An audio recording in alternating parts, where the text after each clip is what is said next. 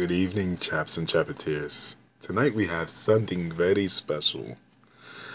A little segment from J.K. Rowling's Harry Potter and the Sorcerer's Stone. Let's get into it. Chapter 1. The Boy Who Lived.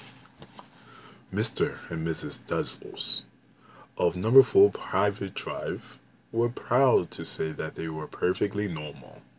Thank you very much.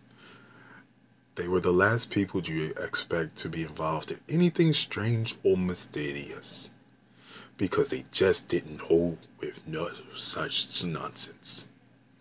Mr. Duzzles was the first director of the firm called Grunnings, which made drills.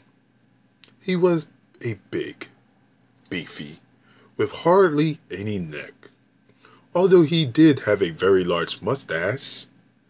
Miss Duzzles was thin and blonde and had nearly twice the usual amount of neck, which came very useful as she spent so much time craning over the garden fence, spying on the neighbors.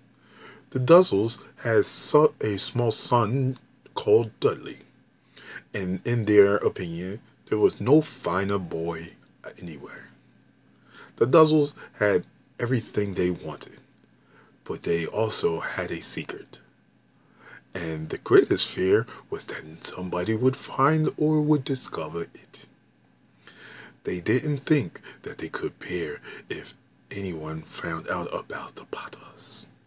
Mrs. Potter was Miss Duzzle's sister, but they had met for several years. In fact, Mrs. Duzzles pretended she didn't have a sister at all, because her sister and her good-for-nothing husband were undoubtedly as it says if the Potters would be. The Duzzles shuddered to find what the neighbors would think and say about Potters arriving on the street. The Dursleys knew that the Potters had a small son too, but they had never seen him. The boy was anything but a good reason to keep the Potters away. They didn't want the Dudleys to mix with a child like that.